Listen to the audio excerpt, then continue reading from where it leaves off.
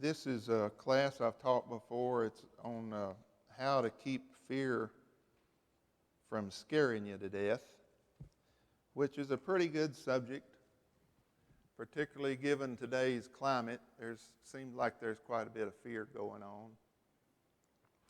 It's not, however, a psychology class. It's a Bible class. So we'll be talking about things that go on in our minds in this class, but it's primarily a Bible class because I think that the answers to our life problems are found in Scriptures and with God. I've spent a whole lot of time in my life across the decades trying to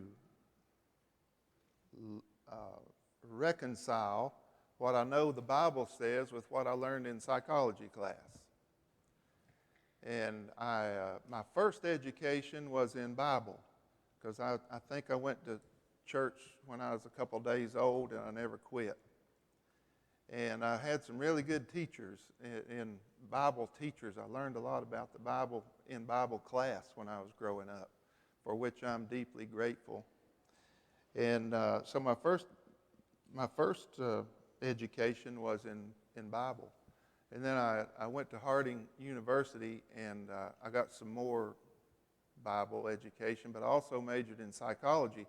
And so I took a bunch of psychology classes, and it seemed like there was some dichotomy between the two to me, and that there was some things that didn't quite match up, and it felt strange to me that they shouldn't match up because God made our minds.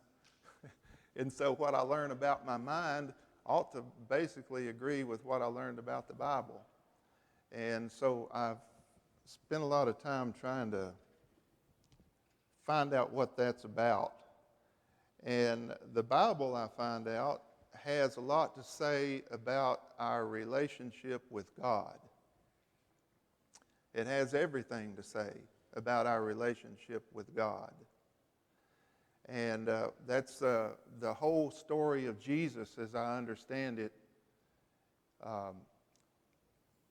promotes how to have the right relationship with our God. Psychiatrist Yalom, in his book Love's Executioner, on page 112, says it's the relationship that heals. He repeated it twice. It's a relationship that heals. It's the relationship that heals. So he and the Bible reached the same conclusion. And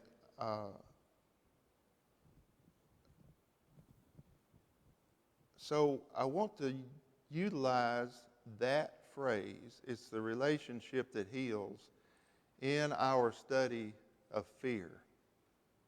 Because fear is a great big subject, right? I mean, it causes us to do things that we shouldn't do, and it keeps us from doing stuff we should do. And there's whole industries built around fear, like security systems and cosmetics and things like that. So it's a great, great big subject. So what if I'm chronically afraid?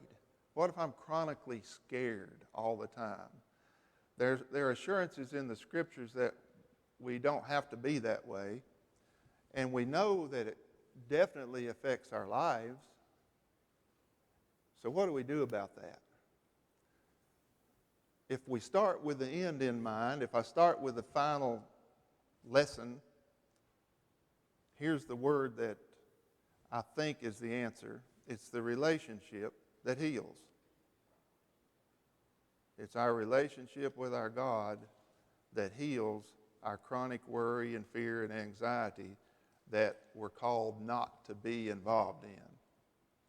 So, and here's what Matthew 18 said about Jesus. He called a little child to him. And he says this, I say to you, unless you're converted and become like children, you won't enter the kingdom of heaven. So whoever then humbles himself as this child, he's the greatest in the kingdom of heaven. And later on, Jesus said, here's how you should pray. Our Father, who art in heaven, hallowed be your name. Well, the relationship that a child has with the Father is the answer to our dilemma in this particular subject. So we'll apply this paradigm. It's a relationship that heals to the fear. Now, several years ago, I sat in southern Tanzania in the Selous wilderness area, 26,000 square miles of nothing except wilderness. Bigger than Switzerland, I think. But I was kind of in the middle of that, and I was sitting in a grass hut, and I was peeking out a little peephole of that grass hut, and I listened to a warthog die that was between me and the river, which was 75 yards away. And he was squealing. Anyway, I imagine he died. I never did see the warthog, but he sounded like he was dying. And then the next day, I saw two little motherless warthog piglets trotting to the river with their tails up in the air like warthogs do. So I assumed that warthog died. The next night, I was sitting there peeking out that window, and I saw a huge male African lion, and he was looking at me because somebody in that little hut had moved, and he had seen it. Later, I measured it at 43 yards. That's 129 feet. Well, if you can run 40 yards in 3.7 seconds, they'll let you in the Olympics. Well, a lion, if his feelings are hurt or if he's in a hurry, can do it in 1.6 seconds. And it was nearly dark, and I had heard that lions change their attitudes at dark. And so I just sat and contemplated life for a minute. And I did a little math. And I was thinking, well, maybe my life is fixing to be over. And it gave me pause. And I thought about a whole lot of things during that time. But at any rate, lions have a way of hunting that is very interesting. I was with a guide there named Pete, and he was my buddy. He's like sixth generation South African. He's a Boer, B-O-E-R, Dutch descent. They were hunters and farmers. And so Pete, he is quite a person. But I was there with him, and he was telling me how lions hunt sometimes. And they hunt in cooperation with each other. And not every time they do this, but sometimes. So let's say there's some zebras or antelope or something out here in front of a lion, and he wants to catch one to eat it.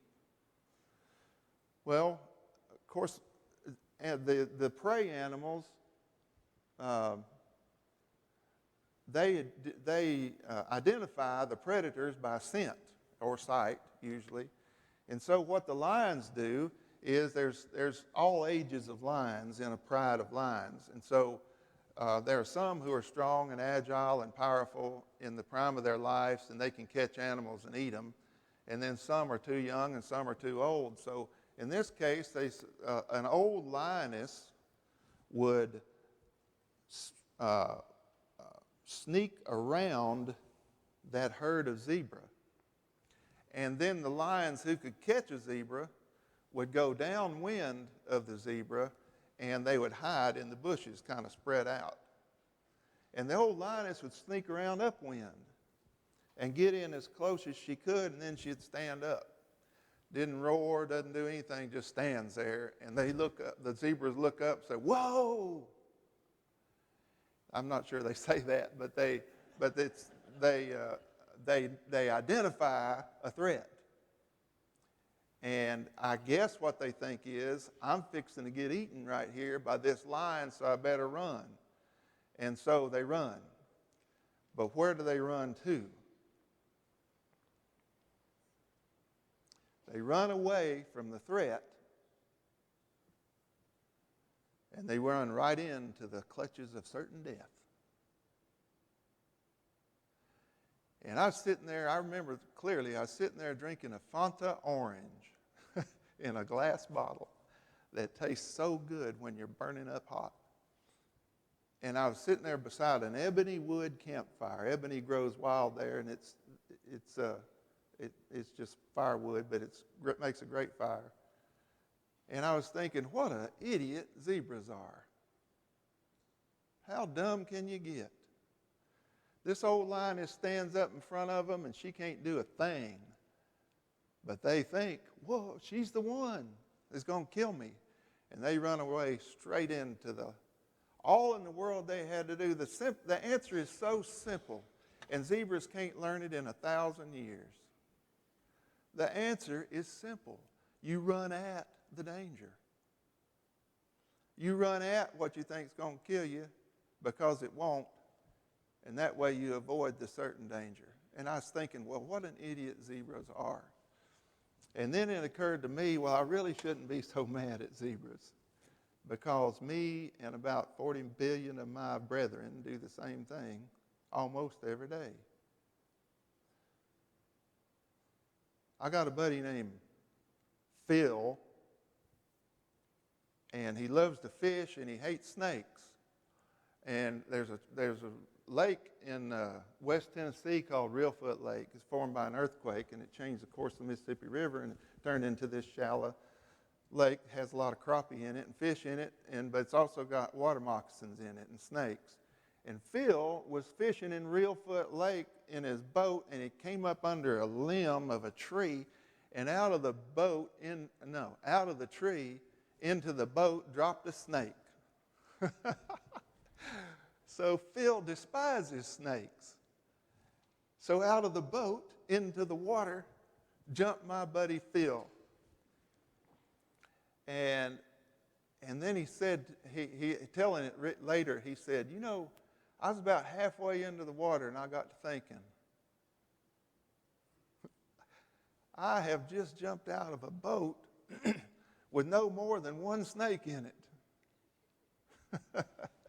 into a lake that's probably full of them.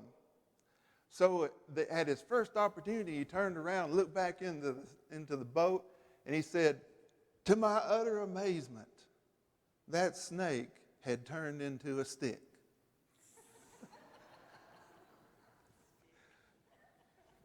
He said, man, there's got to be a life lesson in here somewhere. And the lesson he drew from that is it's important to know the difference between a stick and a snake. And it is. It is. That's what fear will do to us, guys, if we let it run unbridled without applying some principles that the Scripture asks us to apply. It will really mess us up. There was a merchant, I'm not sure this is a true story, but there was a merchant who had a servant, and the servant was in some town close to Baghdad. And he ran up to his master, and he said, Master, I got to borrow your horse because I got to go to Baghdad. He said, why? He said, because I saw death in the street, and death made an ugly face at me. I've got to go. So he jumped on a horse and ran off to Baghdad. And later on, the merchant saw death on the street and walked up to him and said, hey, what are you doing scaring my servant so badly? He said, what? Death said, what? He said, you made an ugly face at him here in the market. Scowled at him. Death said, I did not scowl at him. I was merely expressing surprise to see him here because I got a date with him this evening in Baghdad. Oh. It is possible to allow our fear to scare us to death. We don't want to do that. I don't want to do that, especially if the fear is groundless and not worth being scared of. We can waste our entire lives living our lives in fear, guys, if we want to. But we're not called to that. That's not who we are as people of God. So, what would you do if you weren't scared? What's fear caused you to do? Or what's fear kept you from doing? Anything? Fear manifests itself in different ways. It can manifest itself in anger. Did y'all know that? Logan, where's Logan? He was here a minute. My son Logan and his brother Caleb were real young, and we lived in southwest Houston, and they lost their dog. And I went looking for both of them, both the dog and the boys, because they took off after their dog in this neighborhood, and I found them like 5 blocks away. And they were looking for their dog. They couldn't find her, but I was scared to death. But when I caught up with them, they had no idea I was scared. They thought I was really, really mad at them. And I was, but I was scared. So fear manifests itself that way. I did the exact same thing with my daughter the other night. I couldn't reach her on the phone, and I got scared. And so when I saw her, she thought I was mad at her. Well, it can manifest like that. It can also manifest in greed. You're afraid you won't have enough. And my dad had a certain kind of fear, and my mama called it worry. Worry. Kind of a low-grade anxiety about everything. Y'all got any of that going on in your life? He worried about everything. And I inherited it from him. I got it. I remember a few years ago I was really, really worried about our business and thought it was just going to go away, and all the shame and destruction and everything that goes along with that. And I was telling my daughter Carter about it. She was 20 at the time. We were walking down a dirt road, and she said, well, Dad, I know I'm just 20 years old, but I really think it's going to be all right. You know, my wife thinks the same thing about stuff like that. My sons thought the same thing. They don't even know enough to be scared. What's the matter with them? I think it's Benjamin Franklin who said on a plantation, everybody has different jobs. You know, some people buy things, some people grow things, some people sell things, there's a lot goes on a plantation, and everybody thinks they got a good, solid job except the owner. And the owner is the only one who knows that it can all go away in a minute. It's held on by a little thread. And so, depending on where we are in life has a lot to do with how scared we are or how tempted to be fearful we are. So,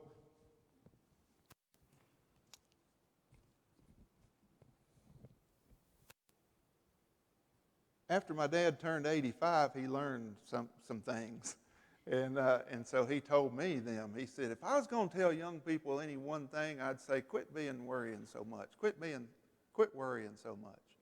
Most of the things you worry about aren't going to happen, and even if they do, they're not that bad, so quit. And I thought, now you tell me. Well, I'd already inherited a goodly portion of that worry before he told me that, but it did help me for him to say that, because one good way, if you're young, a good way to learn how to live is look at an old person and find out what they learned about living after they were your age. And if you can figure all that out, you can apply it right now. Like one thing I learned from old people was stuff they didn't say. Like if I was 14 or whatever and I was talking to an 80-year-old man, you know what? I learned more about what they didn't say than what they did say. You know what they didn't say? I've never heard an 80-year-old man say this. I wish I'd drunk more whiskey. Never heard him say that. I wish I was unfaithful to my wife just a little bit more. I wish I hadn't read the Bible so much. Man, I wasted my years in church. I wish I hadn't gone to church that much. Never heard him say that. That's a good thing to remember, isn't it? Learn from what the old folks don't say. And that's a good way to approach life. So anyway, so if you're a person who doesn't worry and you're in love with somebody who does, or you got family members or whatever, be gentle on them because they're carrying a heavy burden. Fear is a big burden. But here is what Jesus said, "Come unto me, you who are weary." And the King James says, heavy laden, or carrying big burdens, and I'll give you rest. Well, that has to apply to everything, right? So it'd have to apply to our fears. So this class then is about lifting burdens. And I really want that for me, and I really want it for you, and I want it for my family. So it's important to know what to be afraid of and what not to be afraid of. I think it's Mark Twain. This is not an exact quote. I don't remember the exact quote, but Mark Twain said something like, "My life has been filled with horrible and tragic events, 95% of which never happened." So it's important to know what to be scared of and what not to be scared of. It's important to know the difference between a stick and a snake.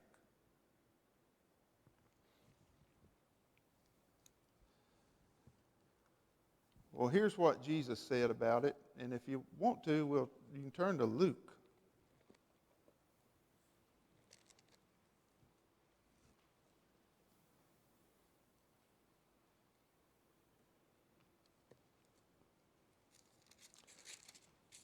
Jesus made it very clear in these scriptures what we can be afraid of and what we can't. Because don't you know, most fears are not rational. Most of the time, what we're worried about and anxious about isn't real. It has something to do with how we think, but it doesn't have much to do with what the facts are.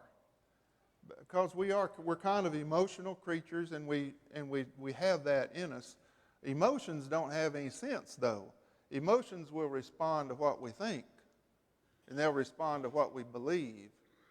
And like if I hear a loud noise out there and a popping noise, and I think it's a gun, and I think somebody's shooting at me, well, I'll feel shot at. I'll feel scared and upset and worried. But if Lindy said, "Nathan, that was not a gun, that was a truck backfiring out there. Settle down." Well, what happens with my feelings? And it doesn't take but a second for that to happen, and it doesn't take but about that much truth to make all the difference in how I'm feeling. So, emotions, though, are very real. And here's what Jesus said. Okay, train our emotions. Let's train what we believe. And here's what you can believe. And here's how you can train your emotions by thinking these things. Luke 12, verse 4.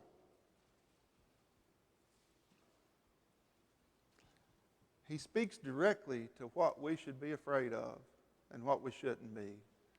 He says, "Do not be afraid of those who kill the body, and after that have no more that they can do." A clear message Don't be afraid of people because all they can do is kill you.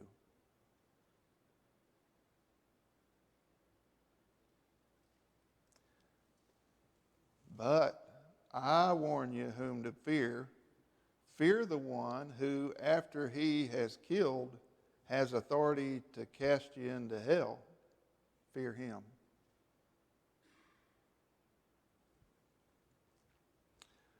Well, that gives me a whole lot of relief if I can get a hold of it. But what comes into play is my fear of dying. You know, it's hard to not be afraid of people if I'm afraid to die, right? So part of this lesson in this class will be, how do we get over being scared of dying? Some of you guys and girls in here are much better at it than others.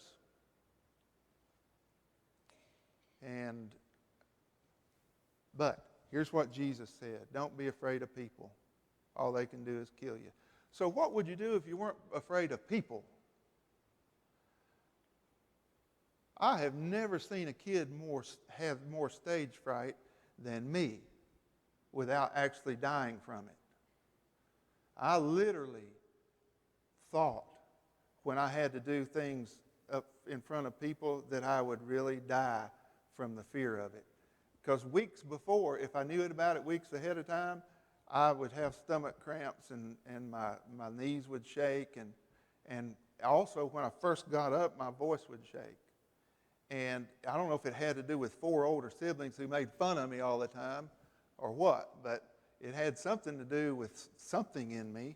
I was scared of people. And what an enslaving thing that is, to be scared of people. Wouldn't it be wonderful to be free of all that? It'd be good.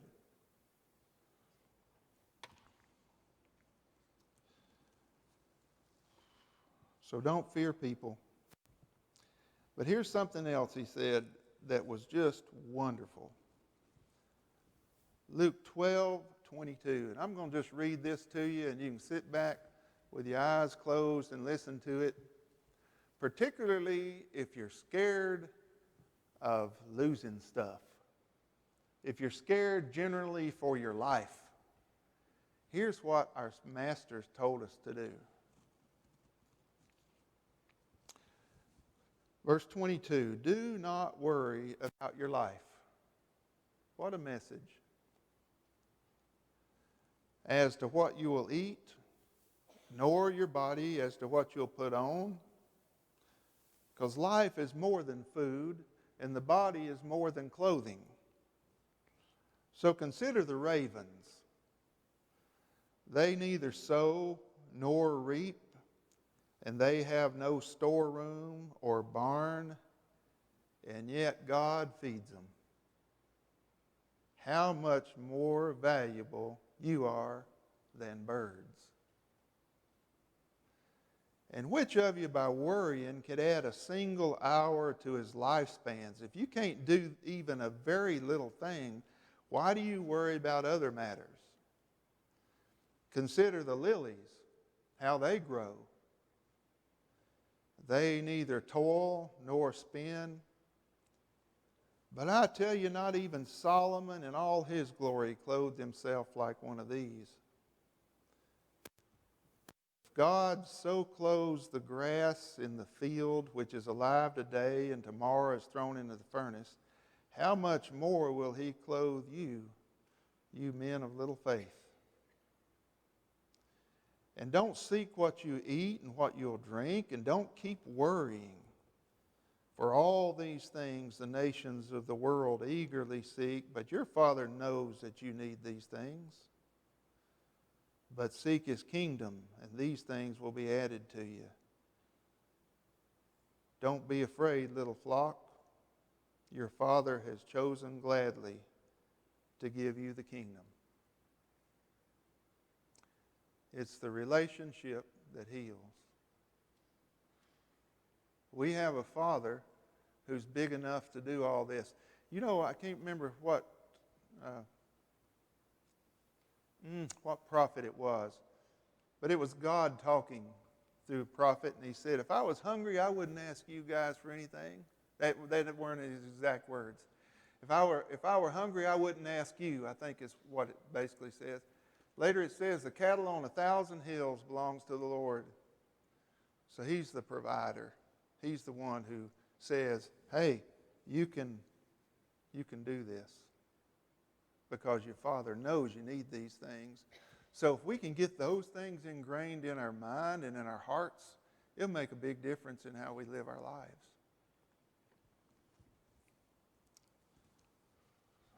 Don't be afraid. Another place, the disciples were in a boat and a storm came up and Jesus was asleep. And they woke him up and said, Father, do you not care that we die? Carest thou not that we perish? Don't you care that we die? And Jesus, I'm not sure if he responded to him and said, yes, I do. It doesn't say that he said that. He just stood up and told the storm to quit. Try that. And then he turned around and says, where's your faith? Oh.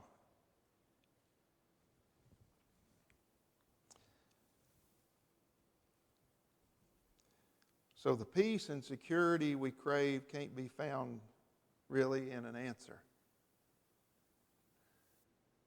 In other words, we can't earn enough money to feel secure.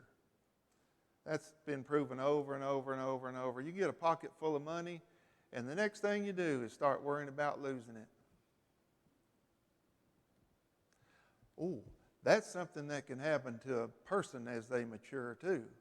You work 20, 25, 30 years, hard-nosed at the grindstone, trying to save enough money to live on when you retire, and then you quit doing that stuff. It's so easy to start saying, whoa, I better not be generous because I might run out. Well, the God who was our God when we were young is still our God when we're old.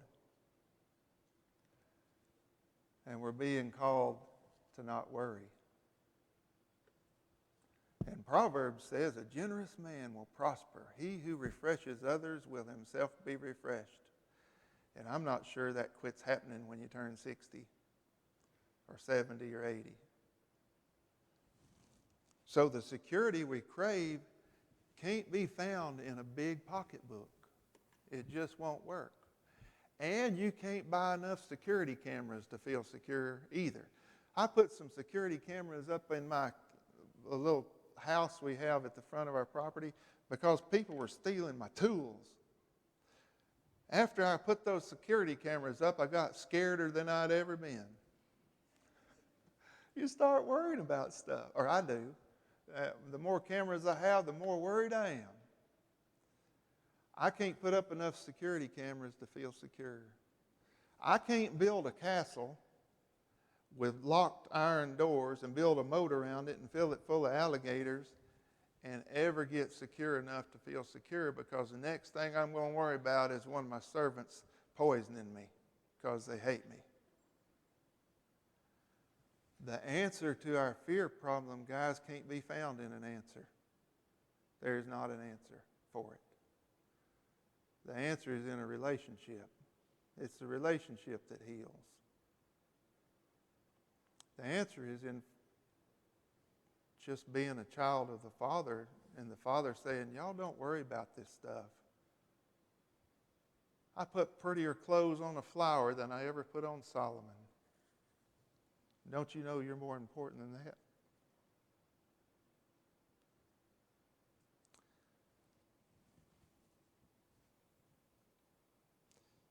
The answer to my fear problem has to be within a relationship with our Father.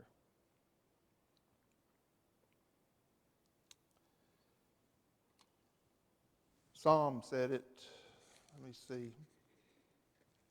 And here's the last thing I want to say, and I really appreciate y'all listening to me.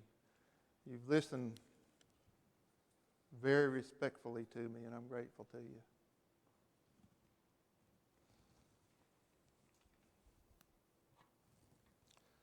Here's what David said in Psalm 103. And listen to his relationship with his father. and what he believes about his Father.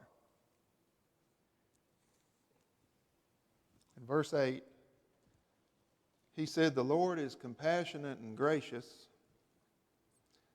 He's slow to anger and abounding in loving kindness. He won't always strive with us, nor will he keep his anger forever. He's dealt with us according to our sins, and he has not dealt with us according to our sins, nor has he rewarded us according to our iniquities. For as high as the heavens are above the earth, so great is his loving kindness toward those who fear him. As far as the east is from the west, so far has he removed our transgressions from us. So just as a father has compassion on his children, so the Lord has compassion on those who fear him." Oh, he forgives us. He's patient with us. He doesn't reward us according to our iniquities.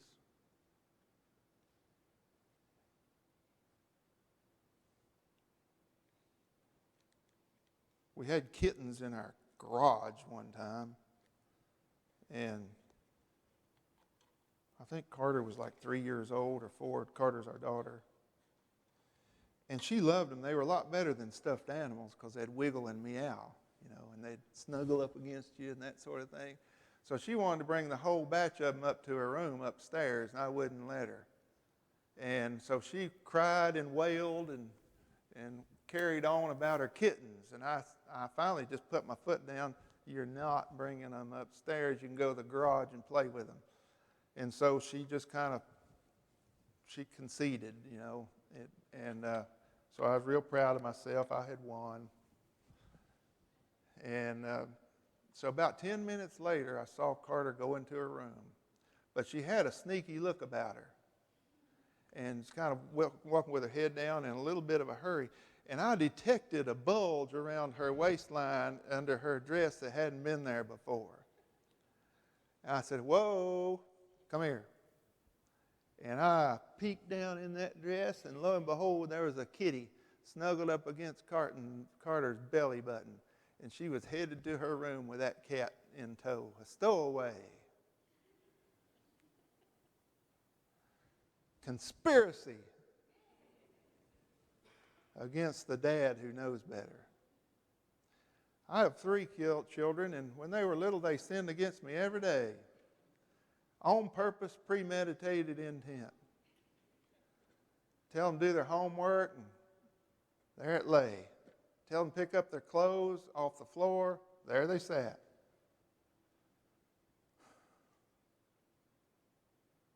The crimes mounted. The docket got full. Criminals. But I put them to bed every night, and when I put them to bed, I'd say prayers with each one of them. And I'd go to each one of them's room and make sure all the stuffed animals were tucked in real good, and make sure everybody had a drink of water, and do a little prayer.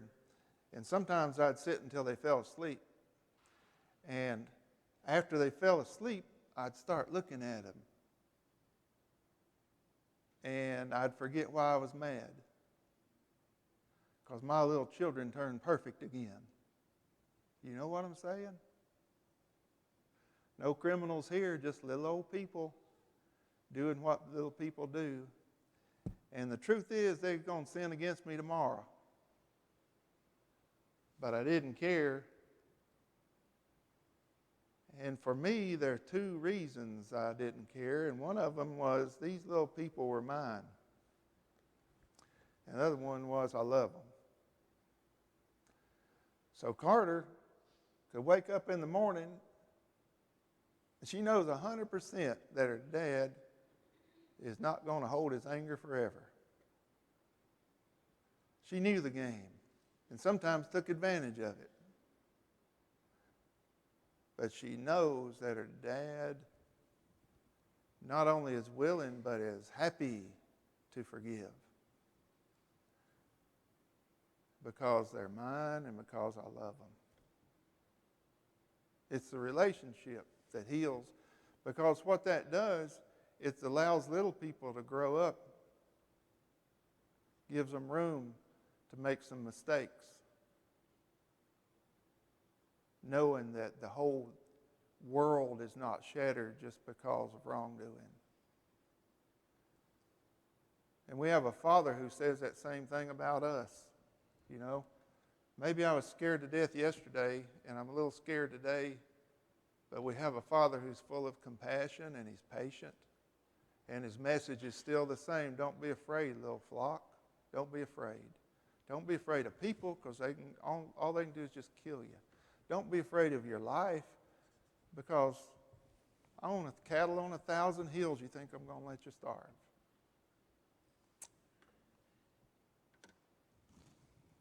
Well, thank you for listening.